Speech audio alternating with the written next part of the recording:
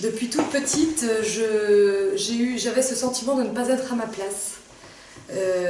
Scolairement, je me sentais toujours en décalage, j'étais pas heureuse à l'école. Et ce sentiment a perduré quand j'ai commencé à faire des études.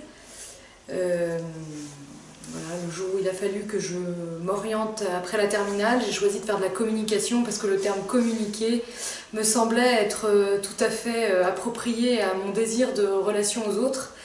Et puis, au fil de mes études, je me suis rendu compte, et ça s'est confirmé dans mes premières expériences professionnelles, que je n'étais pas bien et pas à ma place, mais sans savoir pourquoi. Alors, je n'allais pas forcément d'échec en échec, parce que j'arrivais, au prix de beaucoup d'efforts, à obtenir ce que je voulais, mais par contre, je n'en dégageais aucun plaisir, aucune fierté, aucune satisfaction. Et j'avais un sentiment horrible de dédoublement de la personnalité qui me poursuivait.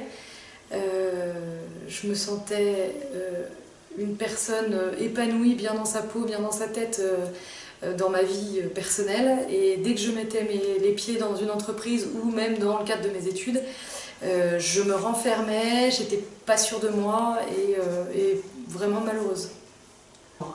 Et cette situation a duré un certain temps, oui, parce que j'ai donc passé mon bac, j'ai fait 5 ans d'études, une année de réflexion parce qu'il a fallu que je prenne le temps de voir si je pouvais pas changer de voie, et puis finalement, ne trouvant aucune autre alternative, je me suis acharnée dans la voie de la communication.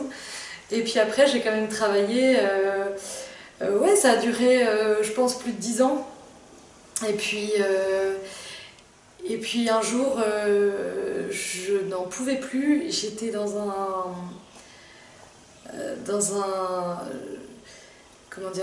vrai mal-être et surtout une tellement grande lassitude que j'étais vraiment persuadée, convaincue qu'aucun travail n'était fait pour moi.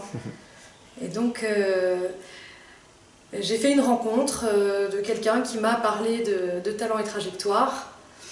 Pour tout vous dire, quand on m'en a parlé, je me suis dit, mais bien sûr, encore une fois, un truc qui vous propose un changement, et alors que, bon, clairement, j'y crois pas. Et j'ai été amenée à rencontrer cette personne.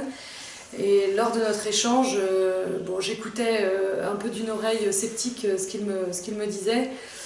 Mais bon, j'ai quand même gardé dans un coin de ma tête cette éventuelle autre alternative, parce que j'avais quand même essayé déjà pas mal de choses avec des conseillers d'orientation, des bilans de compétences. C'est pour ça que je trouve que talent et trajectoire, c'est pas vraiment un bilan de compétences. Je dirais que c'est plus une relecture de vie pour mieux se comprendre, mieux se connaître et donc tirer profit de nos capacités, nos dons qui sont innés, qui sont tellement évidents qu'on les voit même plus d'ailleurs.